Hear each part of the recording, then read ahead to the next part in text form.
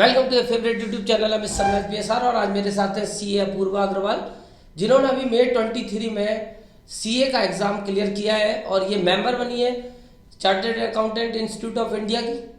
और मैं कॉन्ग्रेचुलेशन करूंगा अपूर्वा को, क्योंकि इनका अचीवमेंट बहुत बड़ा है। और जैसा कि ये अब हमसे 10th में पढ़ा करती थी, मुझे याद है 2015 में 10th इन्होंने पास किया है, 9.6 इनका CGPA था। और 2017 में इन्होंने 12th किया था। इनके फादर का बहुत मोटिवेशन रहा है इनके सीए बनने के पीछे। और क्योंकि मेरे को सीए के बारे में बहुत कुछ नहीं पता, अक्सर हमारे सारे बच्चे IITian या नीट पास करके डॉक्टर या इंजीनियर बने हैं, जबकि हमारे समाज में एक तीसरा प्रोफेशन सीए का भी बड़ा रेस्पेक्टेबल प्रोफेशन है और बच्चे मोटिवेटेड हैं काफ़ी कि वो सीए बने। तो उसके लिए मैंने ये वीडियो बनाने की सोची कि बच्चों को मोटिवेशन मिलेगा प्लस गाइडेंस। तो यहाँ अपूर्वा हमें बताएंगे कि सीए के बारे में किस तरीके से हम लोग सीए बन सकते हैं, या बच्चे जो सीए बनना चाहते हैं उनको क्या क्या करना चाहिए। बिल्कुल सर, सबसे पहले तो thank you so much for having me here. और सबसे पहले मैं यही कहना चाहती हूँ कि मैं मैथ्स से तो बहुत ही डरती थी। सिर्फ सर की वजह से था कि 9th-10th में मेरी मैथ्स हो गई अच्छे से, नहीं तो मैथ्स तो बिल्कुल नहीं हो पाती।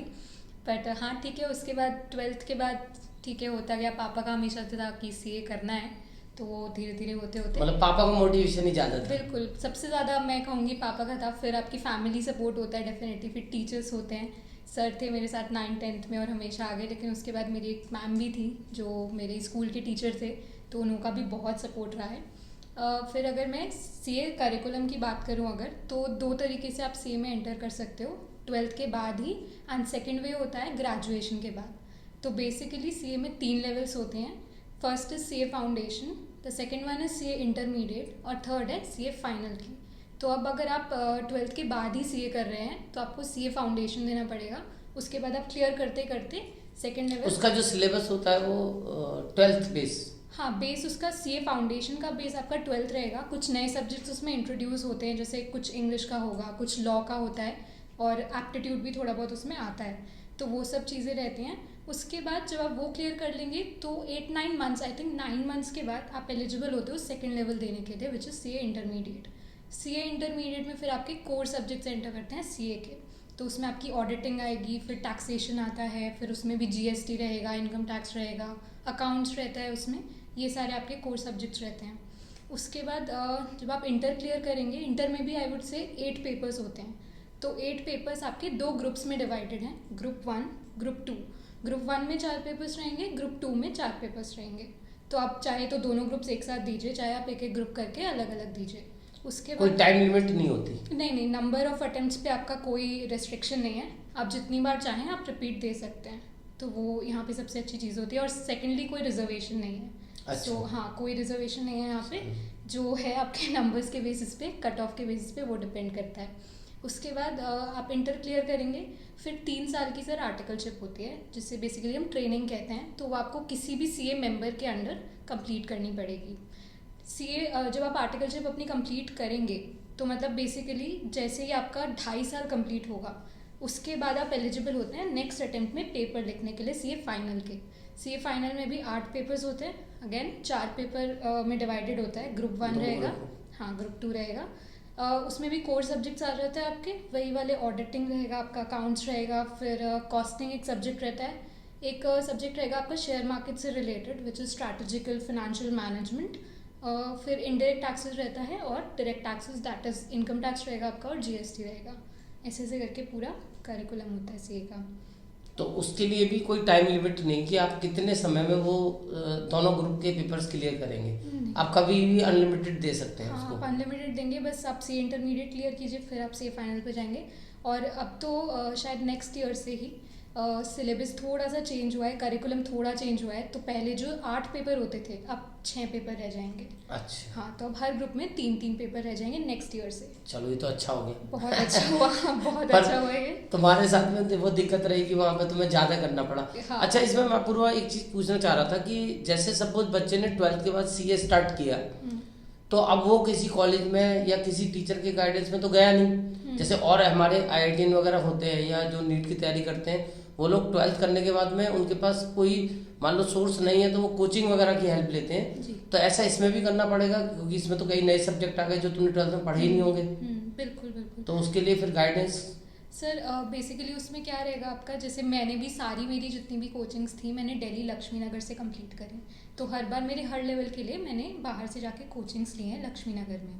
तो अब तो क्या हो गया कि 2023 में अब ऑनलाइन भी क्लासेस काफ़ी सारी आ गई हैं। अच्छा। जब मैंने CPT स्टार्ट करा था 2017 में, तब इतना ज़्यादा ऑनलाइन था नहीं, तो मुझे वर्चुअली मतलब जाके वहाँ पे फेस टू फेस लेनी पड़ी थी। ऑफलाइन नहीं जाना पड़ा। ऑफलाइन ही जाना पड़ा मुझे। लेकिन उसके बाद हाँ, जब मैंने इंटरमीडिएट क्लियर कर लिया तो आप जब ट्रेनिंग करते हो तो सबसे डिफिकल्ट वो फेज़ होता है आपका, क्योंकि आपको ट्रेनिंग भी करनी है, आपको CA और पढ़ना भी है, कोचिंग्स भी करनी है। तो उसके लिए डेफिनेटली गाइडेंस तो बहुत ज़रूरी होती है। और सबसे ज़रूरी मतलब मुझे लगता है कि आपको आइडेंटिफाई करना पड़ेगा कि आपके कौन से सब्जेक्ट्स में आपको गाइडेंस चाहिए।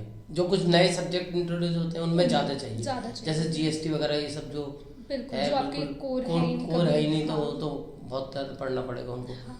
तो अब इसमें अपूर्वा, जैसे सपोज आपने CA कर लिया, तो CA करने के बाद अब कुछ और ऑप्शन नहीं बनेगा, मतलब ये लास्ट स्टेज आ गई, अब बस इसी में एक्सपीरियंस गेन करना है। हाँ, CA की जर्नी के बाद तो डेफिनेटली यही है, क्योंकि आप ऑलरेडी एक प्रोफेशनल प्लेटफॉर्म पे हो। बट इसके बाद भी बहुत सारे कोर्सेज होते हैं। अच्छा। जैसे CFA कर सकते हो आप, CPA कर सकते हो। CFA CPA बेसिकली ये इंटरनेशनल कोर्सेज हैं, UK US बेस्ड कोर्सेज हैं। तो बहुत सारे बच्चे इसमें आगे करते हैं। CIA आप कर सकते हो, विच इज़ अगेन वो आउटसाइड के। अच्छा, वो CA करने के बाद में ही होते हैं सारे कोर्सेज? पहले भी आप कर सकते हो, बट मैंने देखा है कि बच्चे CA करने के बाद ना, जिनको जैसे कोर फाइनेंसिंग में जाना है तो वो CFA ले लेते हैं, या वो CPA स्पेशलाइजेशन टाइप की हो गई। स्पेसिफिक। चलो बढ़िया। तो अब तुम्हें कैसा महसूस हो रहा है ऐसा करने के बाद? क्योंकि अचीवमेंट तो देखो, मैंने अक्सर देखा है कि ज़्यादातर बच्चे हमारे मोटिवेट हो जाते हैं IIT या फिर डॉक्टर्स। तो CA को अक्सर लोग टफ ही मानते हैं, और मैं खुद मानता हूँ, क्योंकि मेरे पास भी अगर जो बच्चा आता है तो मैं पहले उसको सजेस्ट यही करता हूँ कि भाई IIT में, क्योंकि सीट्स ज़्यादा होती हैं। अच्छा, यहाँ पे कुछ एक फिक्स परसेंटेज होती है पास करने की, मतलब यहाँ कोई ऐसी लिमिट तो होती नहीं कि आपको इतने मार्क्स लाने हैं। वो तो एक अपना क्राइटेरिया लेके चलते हैं कि इतने % बच्चों को क्लियर करना है। आप उस रेंज में आ रहे हो तो आप क्लियर करोगे, नहीं तो यानी कॉम्पिटिटर पे भी डिपेंड करता है कि आपके कॉम्पिटिटर कितने लेवल पे हैं। तो इसलिए डिफिकल्ट तो है, क्योंकि कंपटीशन ज़्यादा है। हाँ, डिफिकल्ट। और सर दूसरा मुझे ये भी लगता है कि सिर्फ लेट्स नॉट कंपेयर कि IIT सारे मुझे लगता है बहुत डिफिकल्ट हैं। CA हाँ, आप में पेशेंस बहुत होना चाहिए, क्योंकि 3 साल बाद आप फाइनल देंगे। हाँ, तो वो एक जो लैग आता है ना 3 साल का एकदम से आपके इंटरमीडिएट, सेकंड लेवल और थर्ड लेवल में, उसमें अगर बच्चा पेशेंस रख गया, उसमें डेडिकेटेड रहा। और मेरे को एक ये भी लगता है कि शायद तुमने उसको बिल्कुल पहली बार में ही क्लियर किया, क्योंकि तुम्हारी एज भी अभी जो और CA करते हैं तो अबाउट मैं समझता हूँ 26-27 के आसपास बेचारे कर पाते हैं। जैसे मैंने देखा है मेरे कई बच्चों ने CA बने हैं काफ़ी। हाँ। तो तुम्हारी एज उस हिसाब से अभी बहुत कम है, कि जैसे 17 में तुमने 12th किया है और जस्ट 6 साल में तुम CA बन गई, तो इसका मतलब तुमने मेहनत बहुत ज़्यादा की है। सर मेहनत तो सब करते हैं, कुछ लक भी होता है, कुछ सपोर्ट भी होता है, लेकिन हाँ मेहनत आपको कंटिन्यूअस रखनी है। जैसे मेरा जितना भी था सब निकला एक बार करके, लेकिन एक मेरा CA फाइनल में वो लैग आ गया था, एक में रह गया था, लेकिन उसके बाद अगेन जब मैंने वापस दिए तो वो निकलता चला गया। तो मुझे लगता है बस अपने फेलियर से आपको बस सीखना है, क्योंकि आपको ना आइडेंटिफाई होगा उससे कि कहाँ मैं गलत थी, कौन से पेपर्स थे जहाँ मेरी थोड़ी प्रैक्टिस कम रह गई, कहाँ मुझे और इम्प्रूव करना है, वो आपको उसमें हेल्प करेगा। तो failure is a part which you should cherish. वो तो हर फील्ड में कि आपने जो गलतियाँ की हैं अगर आप उनको रिकवर कर पाते हो तो ही आप आगे बढ़ सकते हो। गलतियाँ रिपीट नहीं होनी चाहिए। और देखो मेहनत तो फिर सबसे पहले ही है। और मैं समझता हूँ कि इसमें मेहनत बहुत चाहिए, बहुत सर, बहुत। खाली दिमाग से काम नहीं चलने वाला, ये मेहनत वाला काम है। हाँ। तो देखो मेरी तुम्हारे लिए बहुत बहुत शुभकामनाएं कि आगे तुम और अच्छा करो और हमारे बुलंदशहर का नाम बहुत ऊंचाई पे लेके जाओ। जैसा नाम है बुलंद, तो वैसे ही बुलंद करो। और मेरी तरफ से एक छोटा सा गिफ्ट तुम्हारे लिए, वैसे अब तो तुम बहुत कुछ ले लोगी बट हाँ, ये एक छोटा सा गिफ्ट है। वैसे खोल के देखोगी तो इसमें तुम्हारे काम की चीज़ है और एक छोटा सा मीठा गिफ्ट, यानी दोनों गिफ्ट, एक यूजफुल और एक अभी मीठा तो हाँ मीठा बनता है। तो अब आप लोगों को भी मेरे को उम्मीद है कि इस वीडियो को देखने के बाद इस फील्ड में जाने का इंटरेस्ट बनेगा। और अपूर्वा ने जैसे एक शॉर्ट टाइम में किया, हम लोग अक्सर सोचते हैं सीए बहुत लंबा प्रोसीजर है, बट तुमने देखा 6 साल में बच्चा सीए बन सकता है, यानी कि जितने में पीजी होती है। तो इसका मतलब अगर तुम्हारे एफर्ट्स अच्छे हैं और मेहनत करते हो तो ये काम कोई डिफिकल्ट नहीं है, ये अपूर्वा ने प्रूव करके दिखाया है। और बहुत बहुत शुभकामनाएं अपूर्वा, थैंक यू।